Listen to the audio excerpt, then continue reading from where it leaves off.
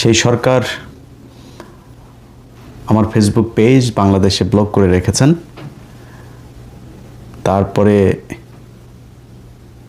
গেল 15 বছর শেখ হাসিনা সরকার যেটা পারেন নাই, ইউটিউব চ্যানেল, সেটাকেও তারা বিশেষ ক্ষমতা বলে 90 দিনের রেস্ট্রিকশনে দিয়েছেন।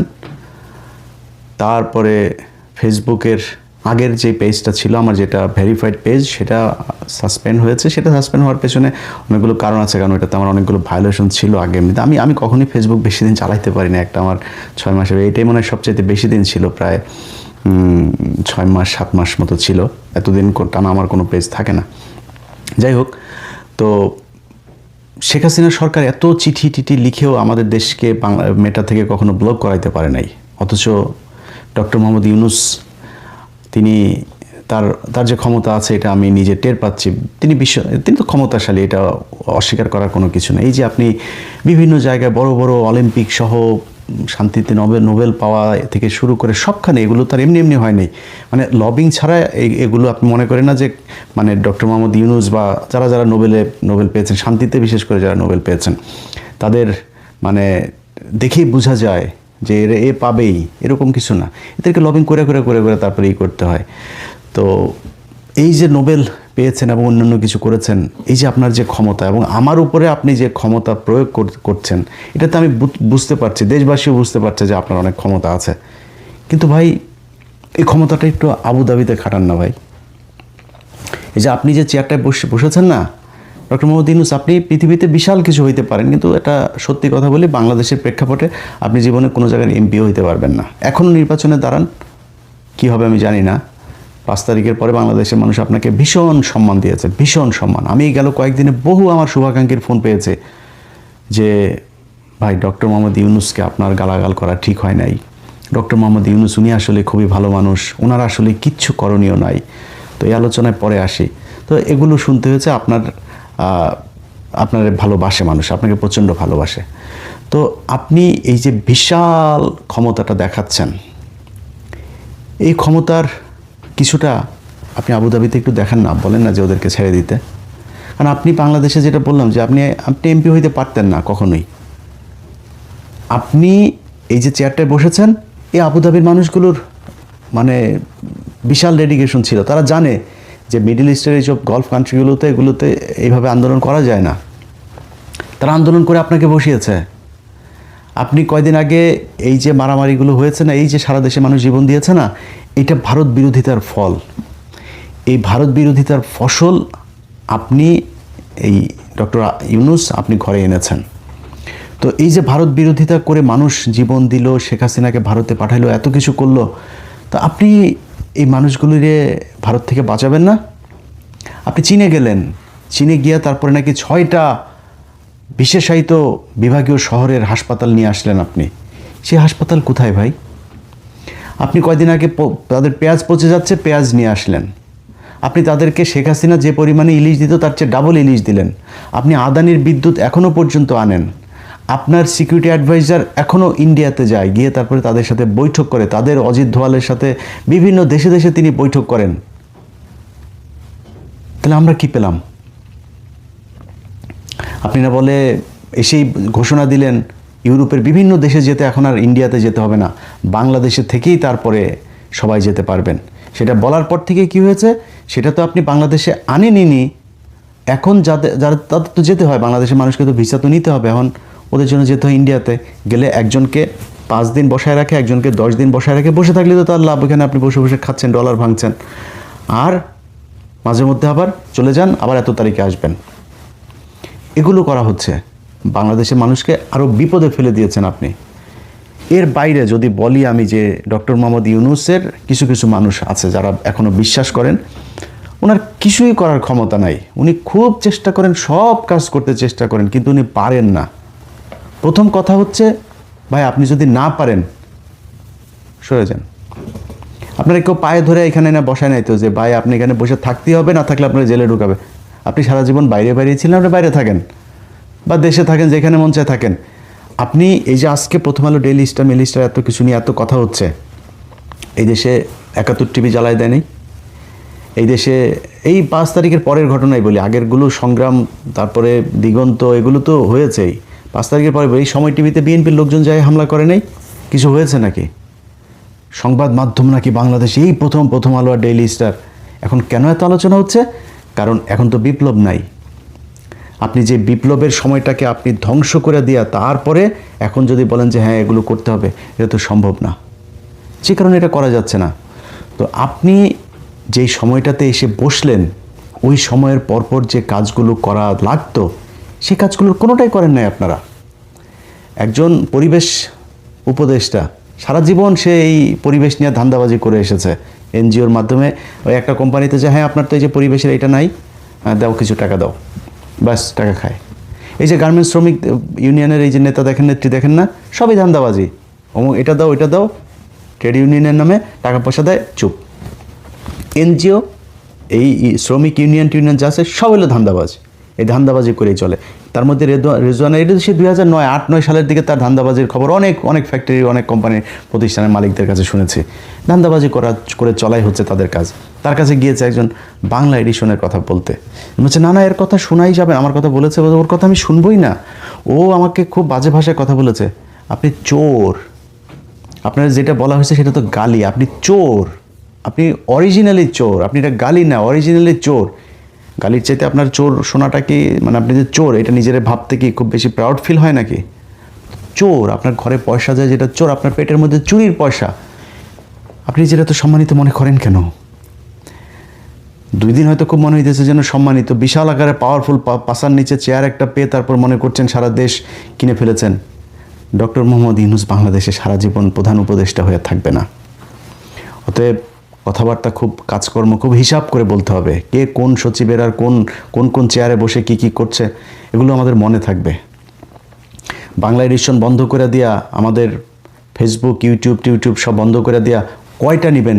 1 মিলিয়ন 2 মিলিয়ন আপনি কয়টা নেবেন? রাতারাতি তৈরি হবে, চলে আসবে, আল্লাহ ব্যবস্থা করে দিবে। এভাবে আটকানো যাবে না। শেখ হাসিনা আমাদেরকে পাঠায় নেই, আটকাইতে পারেনি, আপনারা আটকাই দিবেন? কিছু বললেই বিএনপি কিছু করতে দেয় না, আর ওয়াকার কিছু করতে দেয় না। প্রথম হইল কি, 2025 সালের জুন মাসে আমাদের সাথে বৈঠক করলো তিনা নিরাপত্তা উপদেষ্টা খলিল সাহেব। আচ্ছা, ডক্টর মোহাম্মদ ইউনূসের মেসেজে উনি যেটা বলবে সেটাই হচ্ছে ওনার মেসেজ। তো মেসেজে কি, আগস্টের 5 তারিখ থেকে ওয়াকার 15 তারিখের মধ্যে ওয়াকারকে ফেলাই দিব, এই জেনারেলকে ফেলাই দিব, আপনাদেরকে এইভাবে করতে হবে, ওরা এই জায়গায় আমাদেরকে এই বাধা দিচ্ছে। আমরা তো ভাই বুক ভরে গেছে যে দেশপ্রেমের জন্য জীবন দিয়ে দিব ভাই। ওয়াকার যেহেতু এটা চায় না, আর আমাদের ইউনূস সরকার এটা চায়, ইউনূসের জন্য জীবন দিয়ে দিব ভাই। আজকের এই ভিডিও যখন আপনি দেখছেন তার আগ পর্যন্ত এই 1.5 বছরে আমার চ্যানেলে আমি অন্তত 10টা ভিডিওতে এই ডক্টর মোহাম্মদ ইউনূসের প্রশংসা করেছি। আজকে কেন ডক্টর মোহাম্মদ ইউনূসের বিরুদ্ধে গেলাম? ডক্টর মোহাম্মদ ইউনূস ক্ষমতায় আসার পর থেকে আপনাদের মনে নাই, আনসার লীগ, রিক্সা লীগ, হিন্দু লীগ, ইসকন লীগ, নানান লীগ এসে রাস্তায় নেমেছিল। আমি ইলিয়াস আমার জায়গা থেকে সর্বোচ্চ ডক্টর মোহাম্মদ ইউনূসের পক্ষে কথা বলেছে। আজকের যেই চেহারাটা আমাদের দেখছেন, এটা 1 দিন আর 2 দিনে হয় নাই, একটার পর একটা জিনিস দেখছি, চেষ্টা করছি সেগুলো সমাধান করা, কোনো কিছু হয় না। আমাদেরকে জুন মাসে বললো যে এই জিনিসগুলো আমরা করতে চাচ্ছি, একদম ইন্ডিয়ার বিরুদ্ধে বিশাল আকারের এই যে এত বিশাল বাটপারি যে খলিল, এটা আমি জানতাম না। পরে আসতে তার সাথে সেদিন কথা বলে তো ভাই বিশ্বাস করেন মনে হলো যে আল্লাহ আমাদেরকে একটা ফেরেশতা পাঠিয়েছে ইন্ডিয়ার হাত থেকে বাঁচার জন্য। কাজ করতে থাকলাম, ধুয়ে ফেললাম ওয়াকার সহ জেনারেলদেরকে। ও মা, উনি যায় দেখি অজিত দাওয়ালের সাথে বৈঠক করেন।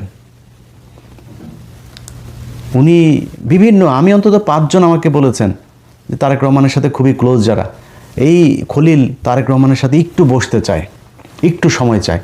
এত আত্মকেন্দ্রিক, স্বার্থপর দুইজনই, ডক্টর ইউনূস, খলিল, দুইটাই প্রচণ্ড স্বার্থপর। এরা কোনো নিজের চেয়ারের থেকে সরতে চায় না, এরা সম্মান চায়, খালি নিজের নিয়ে সবাই করবে, সারা দুনিয়ায় ঘুরে ঘুরে এগুলোই চেয়েছে, এখনও তারা ওইটাই চায়। ভাই, আপনাদের হাতে যেই সুযোগ পেয়েছেন, কিছু বললেই তারেক রহমান এটা করতে দেয় না, বিএনপি এটা করতে দেয় না, আর ওয়াকার এটা করতে দেয় না, সব দোষ তাদের। আরে তারেক রহমান লন্ডনে বসে থেকে যে পরিমাণে বিএনপির লোককে চাঁদাবাজির অভিযোগে বহিষ্কার করেছে, আপনি দেশে থেকে কি করেছেন? দেশে থেকে এখন পর্যন্ত আপনি বিএনপির একটা লোককে জেলে নিতে পেরেছেন? কিংবা যারা যেই চাঁদাবাজি করুক, কোনো চাঁদাবাজকে আপনি জেলে নিতে পেরেছেন? আপনি ইচ্ছা করে এই বিশৃঙ্খলা তৈরি করেছেন যাতে বিএনপির জনপ্রিয়তা নষ্ট হয়। জনপ্রিয়তা নষ্ট হলে আপনার দিকে ঝুঁকবে মানুষ। আপনি একটা বিশাল কিছু, আপনার কিছু সাঙ্গপাঙ্গ নিয়ে, এই যে খোদাবক্স টোদাবক্স কয়েকটা সাঙ্গপাঙ্গ চোর বাটপার নিয়ে আপনি একটা মানে এনজিওগ্রাম সরকার বানিয়ে বসে আছেন। এটা দিয়ে আপনি দেশ চালাচ্ছেন। কিছু বললে আমি আমার ক্ষমতা নেই, আরে বাবারে কি কান্নাকাটি। আরে ভাই, হাদি মারা গিয়েছে, আপনি জানাজার ওইখানে গিয়েছেন, জানাজার ওইখানে গিয়ে আপনি শেক্সপিয়ারের কবিতা পড়েন, আকাশে বাতাসে কি মানে কি কি কি মানে শুনলে চোখ দিয়ে পানি চলে আসে। হাদি, তোমাকে আমরা বিদায় জানাতে আসিনি, হাদি তুমি আছো আমার বুকের ভেতরে। আরে মিয়া, আপনার কাছে এটা শুনতে চাইছেন? আপনি মিয়া রাষ্ট্রের প্রধান, আপনি বিচার করবেন, আসামি কোথায়? আপনি সেই আসামি দেবেন, বলে আসবেন যে এতক্ষণের মধ্যে পুলিশকে এটা ধরতে হবে, স্বরাষ্ট্রমন্ত্রীকে এই আসামি ধরতে হবে, না হলে স্বরাষ্ট্রমন্ত্রী বাদ। আপনি যা সেখানে কবিতা পড়েন, কান দেন, এটার জন্য আপনি রাষ্ট্রের প্রধান? আপনি কিছুই পারেন না তো। কিছুই যদি না পারেন ভাই, সরেন। আপনার থাকতে বলছে কে? আপনি এখানে থাইকেই যে বিপ্লবটা যে ধ্বংস করে দিলেন, এখন কালকে বিএনপি ধরেন ক্ষমতায় আসবে, কালকে বিএনপি ক্ষমতায় এসে কী পাবে? একটা দেশের মধ্যে চোর বাটপার সব এগুলি দেয়া দেশ ভরা। তো কী করবে বিএনপি? 2 বছর পরে তারা কান্নাকাটি শুরু করবে যে দেশ তো চালাইতে পারছে না, চোর বাটপার সব আপনি রেখে দিয়ে গেছেন। আরে ভাই, একটা বিপ্লব হওয়ার পরে এত 2,500 মানুষকে চোখের সামনে মেরে ফেললো, ভিজুয়ালি সব কিছু দেখা যায়। আপনি আওয়ামী লীগের লোকজন বসে আছে, আপনার বসানোই তো, খোদা বক্স আপনার বসানো। আপনি এইটুক পারেন নাই যে আওয়ামী লীগের এই যে যারা যারা হয়েছে, নিহত হয়েছে, এই মামলাগুলো হয়েছে, মামলার আসামিদেরকে সব ধরতে হবে? পারেন না আপনি এই অর্ডারটা দিতে? আপনি করেন না। আপনি হাদি মারা গেল, আরে ভাই 7টা দিন ছেলেটা এইভাবে পড়ে থাকলো, আপনি 7টা দিনের ভেতরে তাকে আসামিগুলো ধরতে পারলেন না। হাদি কি দেশে হাজার হাজার নাকি? এগুলো শতাব্দীতে একবার দুবার আসে। আপনি তারা হারায় ফেললেন আপনাদের ভুলের কারণে, আপনি তাদের ধরতে পারলেন না। এই দেশে পুলিশ চাইলে এটা ধরতে পারে না। ইউনূস সরকারের অনেকে এটার সাথে জড়িত, যেই কারণে তাকে ধরা যায়নি। আমি যতটুকু জানি সে এখন পর্যন্ত দেশে আছে, তাকে ধরা হচ্ছে না, ধরা হবে না। এই যে এখন ইনকিলাব মঞ্চ আবার নতুন করে তারা রাস্তায় নেমেছে, এটার জন্য কারোর কোনো ভ্রুক্ষেপ নাই। এনসিপি খুলনাতে তাদের একটা ছেলে মারা গিয়েছে, আমি 2 দিন আগে ফেসবুকে ঢুকলাম, হাসনাত খালি একটা পোস্ট করেছে, এর বাইরে সার্জিস, নাহিদ, আসিফ, ওই ছেলেটারা নিয়ে কিছুই বলে নাই, তাদের দরকার নাই। যার যার মতো শেষে সুন্দরভাবে ঘর সংসার করছে। এই বিপ্লবটা এখন তারা এগুলি বিপ্লবের বলে এগুলি মব, এগুলি নাকি মব। এটা নিয়ে করা যাবে না, কারণ যেভাবে আছে খাচ্ছে, সুন্দরভাবে খাচ্ছে যাচ্ছে। এই যে এতগুলি পোলাপানির রক্ত বেচা, যে তারা যে এই ছাত্রনেতা হলো, নতুন নতুন পাঞ্জাবি আর পারফিউম পরে যে তারপরে প্রথম আলো পরিদর্শনে যায়, তাদের একটা জিনিস বোঝা উচিত যে আপনাদের দায়িত্ব এটা না। আপনি 2 দিন পরে সংসদে যাবেন, আর শেষ আপনার আপনি সংসদে না, আপনি যান না কয়দিন পরে, তো আপনি যার সাথেই যান, যে কোনো দলের সাথে আপনি করবেন না, না করে যদি আপনি যান, তাহলে তো ভোট চাইতেও যাইতে পারবেন না, জেনে যাবেন, অন্য পিটানি খাবেন। আর যদি কোনো দলের সাথে হয়েও যান, মনে করেন কালকে আপনি বিএনপির সাথে হয়ে গেলেন, বিএনপি যে লোকটাই 15 বছর ওইখানে কষ্ট করেছে, পরিশ্রম করেছে, অর্থ করেছে, জেল খেটেছে, সে লোক আপনার ছেড়ে দিবে? সে প্রথম কথা হচ্ছে সে স্বতন্ত্র হিসাবে দাঁড়াবে, পাশ করতে যদি নাও পারে, তারপরেও আপনার ওইখানে এমপি থাকতে দিবে না। আপনি শান্তিতে ওইখানে যাইতে পারবেন না। ঢাকায় বসে বসে খালি ওই মাসে মাসে ভাতাটা নেবেন, গাড়িতে চড়বেন, সংসদে যাবেন, একটু ভাবসাব নিয়ে পারফিউম টারফিউম দিয়ে ঘুরবেন, এমপি সাপ হবেন। এই জীবনে শেষ, এইটাই শেষ। এরপরে আর জীবনে কোনো সুযোগ পাবেন না। ইউনিয়নের মেম্বার হওয়ার সুযোগও জীবনে পাবেন না। এখন যারা যারা এই যে ইউনূসের চেয়ারে বিক্রি করে যারা যারা বিশাল আকারে ভাবসাব নিয়ে আছেন না, স্বরাষ্ট্রমন্ত্রী টন্ত্রী আরও বিভিন্ন জন থেকে, আমরা তো খবর রাখি। আপনার পাশের চেয়ারের লোকই আমাদেরকে ভাই সব জানায়, কে কে আমার বাংলা এডিশনে চিঠি ইস্যু করেন, কে কে কী কী করেন। বাংলা এডিশন ইলিয়াস না, ইলিয়াসকে বাংলা এডিশন তৈরি করে নাই। এই ইলিয়াস হইতে বহুত কষ্ট করতে হয়েছে, বহুত পরিশ্রম করতে হয়েছে, বহু এই নির্যাতন সহ্য করে তারপরে ইলিয়াস হোসেন হইতে হয়েছে। এত সহজে ইলিয়াস হোসেন হয় নাই। আপনি আমার 2 দিনে লাথি মারা ফেসবুক বন্ধ করে দেয়, তারপরে করে দেবেন। আর ফেসবুক তৈরি হবে ইনশাআল্লাহ, ওদের মাসে মাসে সপ্তাহে সপ্তাহে দিনে দিনে ফেসবুক ইউটিউব তৈরি হবে। আমরা কি দেশে ভাইসে আসছি নাকি যে আপনি এখান থেকে করে দিবেন? অতএব আমরা সরকারকে যেটা বলতে চাই যে ভাই, আপনাদের হাতে এখনও সময় আছে। ডক্টর ইউনূস আপনাকে এখনও দেশের মানুষ ভালোবাসে, প্রচণ্ড ভালোবাসে আপনাকে, আপনার দিকে তাকিয়ে আছে। আপনি শেষ পর্যন্ত একটা কিছু করে দিয়ে যাবেন এই দেশটার। এই দেশ যদি নাকি ভারতের হাত থেকে এই সরকার ঠিক করে দিয়ে যেতে না পারে, আপনি বিএনপির দোষ দিয়ে লাভ নেই ভাই, কারণ বিএনপি পলিটিক্স করে। সে পলিটিক্স করতে যায়, সে সরাসরি ভারতের বিরুদ্ধে এমন কোনো পদক্ষেপ নিতে পারবে না যেটা সে ক্ষমতায় আসতে পারবে না, তার নানান ধরনের সমস্যা আছে। তা আপনি, আর জামাত তো আছে, জামাত তো আরও বেশি ইন্ডিয়ার বিরুদ্ধে কিছু করতে পারবে না। তারা কিছু করতে, তাদেরকে এমনিতেই মনে করে তারা ইন্ডিয়া বিরোধী, পাকিস্তানের লোক, এই সেই, তারা পারবে না। সো আপনাকে করতে হবে। এই দেশের মানুষ কী চেয়েছিল, কী জন্য আপনাকে ক্ষমতায় বসিয়েছিল, সেটা আপনি খুব ভালো করে জানেন। সো আপনি যদি সেটা করতে না পারেন, তাহলে আমার মনে হয় এই যে 1.5 বছরে যে ড্যামেজটা আপনি করে, কেউ এখন যদি আমি আপনার বলে আপনি এখন চলে যান, এখন চলে গেলেও তো হবে না ভাই। আপনি যে ড্যামেজ করে দিয়ে গেলেন, এই ড্যামেজ ঠিক করবে কে? এখন প্রথম আলোর বিরুদ্ধে ব্যবস্থা নিতে গেলে, আরে ভাই, প্রথম আলোর বিরুদ্ধে ব্যবস্থা নিতে গেলে প্রথম আলো, ছায়ানট, উদীচী, এগুলো তো বাংলাদেশের কোনো প্রতিষ্ঠান না, এরা ইন্ডিয়ান প্রতিষ্ঠান, এটা পত্রিকা অফিস না, এটা ইন্ডিয়ান গোয়েন্দা সংস্থার একটা শাখা অফিস বাংলাদেশে বসিয়েছে। আপনি প্রথম আলোরে নিয়ে যা মনে চায় বলেন, পত্রিকা অফিস, অনলাইন, এটা একটা গণমাধ্যম, এই সেই। তো গণমাধ্যম ঠিক আছে, তো বাংলা এডিশন কি জঘন্য মাধ্যম নাকি? বাংলা এডিশন কি? বাংলা এডিশন এই গত 1.5 বছরে যা করেছে, খুঁজে নিয়ে দেখেন, নিউজগুলো দেখেন যায়।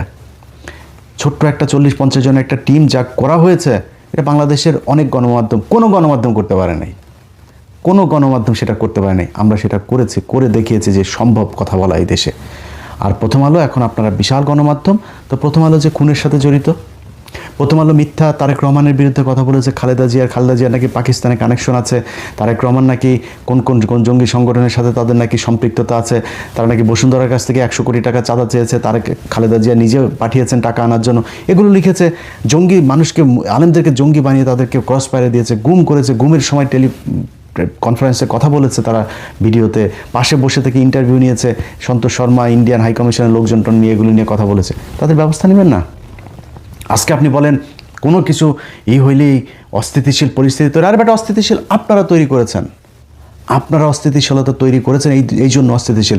আমার চোখের সামনে দিয়ে যখন দেখি যে আওয়ামী লীগের, ছাত্রলীগের, যুবলীগের লোকজন ঘুরে বেড়ায়, যাদের বিরুদ্ধে 4টা-5টা করে মামলা, পুলিশের ভেতরে এখনও 4-5টা মামলার আসামি, তারা এখনও পুলিশে চাকরি করছে, অফিস করছে, সময় টেলিভিশনে একটার পর একটা সাংবাদিক, যেগুলো হাসিনারি করেছে, এক টেলিভিশন থেকে আরেক টেলিভিশন, এখন ওই গ্লোবাল টেলিভিশন, ওই স্টার টেলিভিশন, নানান টেলিভিশনে আওয়ামী লীগের লোকজনকে এগুলো কি করা হচ্ছে, এটা এখন কোনো ব্যাপারই না। এটা এখন পান্তা ভাত হয়ে গেছে, এমন একটা অবস্থা, তাদের বিরুদ্ধে কোনো আর ব্যবস্থা নেওয়া যাবে। এই জন্য এতগুলো মানুষ মারা গিয়েছে নাকি? আপনি আসবেন, সুন্দর করে বসবেন, খাবেন দাবেন, ঘুষ খাবেন, সব কিছু চলবে আগের মতো। এই জন্য দেশ স্বাধীন হয় নাই। দেশ আমি আমার জায়গা থেকে ততদিন এইটা মনে করব যে বিপ্লব চলমান থাকবে, যতদিন এই দেশের জাতীয় সঙ্গীত, চুরি করে আনা জাতীয় সঙ্গীত, এই জাতীয় সঙ্গীত পাল্টাইতে হবে। এদেশে 16ই ডিসেম্বর আমার সাথে দেশপ্রেম দেখাইতে আসেন না। 16ই ডিসেম্বরে আপনি বিজয় দিবস মনে করেন, 16ই ডিসেম্বরে আমি আপনার চাইতে বেশি বিজয় দিবস মনে করি যেদিন মোদি তার ফেসবুকে পোস্ট করে বলা শুরু করবে যে 16ই ডিসেম্বর বাংলাদেশের বিজয় দিবসে বাংলাদেশকে শুভেচ্ছা। এই যে মাঝখানে জুতা নিয়ে তারপরে করলাম না, আপনি তো পশুর মতো পৃথিবীতে আসছেন, হাগেন, খান, মুতেন, শেষ। তার একদিন আগে এই সরকার একদিন আগে তারা ভারতে 21 জন লোক পাঠানোর সরকারি সিদ্ধান্ত নিয়েছে। সে 21 জনের মধ্যে সেনাবাহিনী আছে, সরকারের লোক আছে, সব মিলে 21 জন যাবে বিজয় দিবস পালন করতে। আরে বেটা, বিজয় দিবস আমার দেশে ভারত আসবে, আমি কেন তার দেশে যাব? তার বাংলাদেশের আর পাকিস্তানকে আলাদা করার জন্য সে যে ভারত পাকিস্তান কেন যুদ্ধ করেছে এগুলো আমরা জানি, এগুলি বাদ দেই। আমার দেশ তো স্বাধীন হয়েছে, আমরা এখন স্বাধীন দেশ। সে আমার যুদ্ধের সময় ভারতের অনেক সেনা মারা গিয়েছে, আমরা মেনে নিচ্ছি, সে আমার দেশে আসবে, আমরা তাকে ইনভাইট করব। আমার লোক যাচ্ছে ওই দেশে, বিজয় দিবস কার? আমি 16ই ডিসেম্বর 1971 সালে দেখলাম যে এইখানে জেনারেল অরোরার কাছে জেনারেল নিয়াজি কাগজ সাইন করে দেওয়া যাচ্ছে। এখন আবার ভারত বলে আমাদের বিজয় দিবস, বাংলাদেশের নামটা পর্যন্ত বলেনি তার ফেসবুক পোস্টে। আর আপনি আমার উপরে এসে চেতেন, আমার দেশপ্রেম শিখান। এই দেশের প্রতি প্রেম দেখাইতে গিয়ে জীবনের বহুত কিছু হারিয়েছে, আপনি আমার দেশপ্রেম শিখান। আপনি যেসব চিটার, বাটপার, ছোট লোক, এক একটার অবস্থা দেখলে বিরিয়ানির দোকান থেকে টাকা খায়, ওই মানুষের কাছ থেকে বিকাশে টাকা খায়। ওই এক মহিলা আছে, কি মেঘনা আলম না কি আলম, এটা সৌদি এক দূতাবাসের কর্মকর্তা, তার বাসায় কাজের বুয়া হিসাবে ঢুকেছে, কাজের বুয়া হিসাবে ঢুইকা তারপরে ব্ল্যাকমেল করে টাকা পয়সা দেয় না দেখে এখন তার বিরুদ্ধে এক মামলা। তো এরা তো এগুলির করে না, তাড়াতাড়ি তারা লোক নিয়ে গিয়েছে। আরেকটা আছে ওই যে নীলা ইসরাফিল, এই নীলা ইসরাফিল কী করেছে, এই হাসান আরেফ ভদ্র একটা লোক, আমার রাত 3টা 4টা সারাদিন, আমার কাছে ওগুলি এখনও হিস্ট্রিতে আছে হোয়াটসঅ্যাপে, ওরে বলি না আমার সাথে চ্যালেঞ্জ করতে, আমার হোয়াটসঅ্যাপে আছে, 10 দিন ফোন করলে একদিন করতাম না, এই সারা রাত ভাই আমাকে হাসান আরিফ মেরে ফেলছে, আমাকে হাসান আরিফ লাগাইতে চায়, আমাকে হাসান আরিফের ছেলে জোর করে লাগাইতে চায়, তারা খালি লাগাইতেই চায়, এরপরে এসে তুষার তারে লাগাইতে চায়।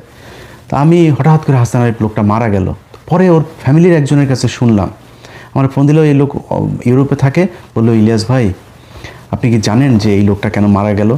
কেন? ভাই এর ছেলের বউটার এটার অত্যাচারে মারা গেল, এই যে অপমান অপদস্থ করেছে না, এটা লোকটা নিতে পারে নাই। কি বলেছে যে ও শ্বশুর নাকি ওরা লাগাইতে চায়, জঘন্য কথা। আমার খালি সে ভাই প্লিজ আপনার সাথে একটা লাইভে আনেন, ভাই প্লিজ আপনি একটা কথা বলেন, তাহলে আপনি আপনার প্রমাণ দেন। 10 দিন পরে একবার ফোন রিসিভ করে আমাকে, হ্যাঁ প্রমাণ পেয়েছেন? হ্যাঁ পেয়েছি, একটা ভিডিও পাঠায়, অডিও পাঠায়, কি পাঠায়, ওইখানে ওগুলি কিছু নাই। হ্যাঁ ভিডিও কলে তার শ্বশুর তার সাথে কথা বলছে, তার ভিডিও কলে আপনার শ্বশুর আপনার বাইরে গিয়েছে, দেশে বাইরে গিয়েছে, আপনার বাড়িতে আপনার বাচ্চাদের হয়তো দেখতেছে, ভিডিও কলে কথা বলতে পারে না, একটা স্ক্রিনশট দেওয়া বলে ভিডিও কলে স্ক্রিনশট দেওয়া মানে কি আপনার লাগাইতে চায়? কি চেহারা তার, আরে বাবারে বারো হ্যারেকালি লাগাইতে চায়। এখন সে ওই ফিল্টার মারা, তারপরে তোর আসল ছবি আমাদের কাছে নাই, মানুষ দেখে নাই, তুই ফিল্টার মারে আসলেই মানুষ মনে করবে তুই ওইরকম আর তোরে লাগাইতে যাবে। তো এরকম কিছু এই ফুটপাতের কিছু জিনিসপত্র আমার পিছনে লেগেছে। ভাই তুই যেখানে গিয়ে বিক্রি হয়েছিস, ওইখানে ইলিয়াস যদি বিক্রি হতো, তুই বিক্রি হয়েছিস 5 টাকায়, আমি 5 কোটি টাকায় বিক্রি হইতে পারতাম, ইলিয়াস বিক্রি হয় নাই। তুই মনে করছিস যে তুই যেখানে দালালি করে তারপরে করছিস, এটা ওই দালালি আমি করতে পারতাম না? দালালি করার জন্য জন্ম নেই। তবে এই গত 1 সপ্তাহে যা দেখলাম, এই দুনিয়ায় আপনি যদি ভালো থাকতে চান, আপনার কোনো ঝামেলা আপনার ঘাড়ে আসবে না, যদি ভালো থাকতে চান তাহলে আপনি যেটা করবেন সেটা হচ্ছে কিছু চোর বাটপার টাটপার কিছু লোকজন আছে, এগুলি নিয়ে কিছু বলবেন না, চুপচাপ থাকবেন, এগুলো ম্যানেজ করতে চাক, এগুলি যেমনি ইচ্ছা। আমার নিজেরও দোষ আছে, কিন্তু আমি নিজেও আসলে রিয়েক্ট করি, এটা আমার সমস্যা, আমি এই সমস্যার সমাধান করতে পারি না। আপনি আমার কী করবেন বলেন? কতবার যে নিজের সাথে নিজে যুদ্ধ করি যে এইসব এগুলি নিয়ে কোনো কথা বলবো না। ইভেন যে আজকে যেটুকু বললাম এটাও কিন্তু আমি ভিডিওর আগে বলেছি, আমি আর কারোর কোনো কিছু জবাব দিব না। আবার এই দেখেন ভিডিওতে বলে ফেললাম, যাই সরি ভাই, বলবো না আপনাদের নিয়ে, যে যা মনে চায় বলেন গিয়ে, আমার নিয়ে আমি কারোর কথার আর জবাব দিব না। এগুলো করতে গেলে নিজের আসল যে কাজ, ভাই ওদের কাজ কি? ওদের কাজ এই যে বিরিয়ানি দোকান থেকে 2টা টাকা নেওয়া, এই 2টা বিকাশ করলো, ওই যে বিকাশ তারিখ 2টা বিকাশ নেওয়ার জন্য কি আহারে করে টাকা পাঠান, প্লিজ পাঠান। সারাদিন লজ্জা শরম একটা মানুষ কেমনে পারে রে ভাই এগুলি? আমার কাজ তো ভাই ওইটা না রে ভাই। আমি পাই গত 1.5 বছরে ভাই, আমি পারি নাই, সবার জন্য করতে পারি নাই, কিন্তু আমি যেগুলি করেছি, যাদের জন্য করেছি, তারা আপনাদের কাছে বলবে একদিন যে ইলিয়াস আমার জন্য কি করেছে, ইলিয়াসের অবদান কি, এটা তারা বলবে। আমার তো ভাই এই কাজ নেই, এই কাজ করতে গেলে আমি ওই কাজ করতে পারবো না। আর এই যে গত 1 সপ্তাহ আগে এই যে খুব দেখিয়েছি, ভাই আপনি তো আমার জায়গায় নাই, তাই না? আমি জানি কি জিনিস নিয়ে কি করতে হয়। এই আসিফ নজরুল ফোন করেছে, যে আমার রেকর্ড আছে সব, ভাই ইলিয়াস ভাই আপনার কি অবস্থা, ভাই ইলিয়াস কি হয়েছে বলেন, হ্যাঁ কি চান বলেন। স্যার কিচ্ছু চাই না স্যার, খালি এই যে আপনি এই মোস্তফা ফারুকি টারুকি যে প্রথম আলোর মালটাল এগুলো নিয়ে আসেন, এগুলো সরান স্যার, কিচ্ছু চাই না আপনাদের কাছে। এই যে অ্যাটর্নি জেনারেল বিশাল ভালো সম্পর্ক ছিল ভাই, হঠাৎ করে তারা মিলে এই দিলীপ আগারওয়ালের ছেড়ে দিল। আর ভাই এটা রয়ের বিশাল মানে বিরাট সদস্য, এটা গুরুত্বপূর্ণ সদস্য, তারা আপনারা ছেড়ে দিলেন। এই আসিফ নজরুল তার এই আগের যে জজ টজ যেগুলো ছিল, যেগুলো মানে বিশেষ গুরুত্বপূর্ণ ঘটনার সাথে যারা সম্পৃক্ত, খালেদা জিয়ার বিরুদ্ধে রায় দিয়েছে, তারেক রহমান সম্পর্কে বাজে কথা বলেছে, বিভিন্ন সাথে জড়িত, তাদেরকে সে এখনো পর্যন্ত জেলা দায়রা জজ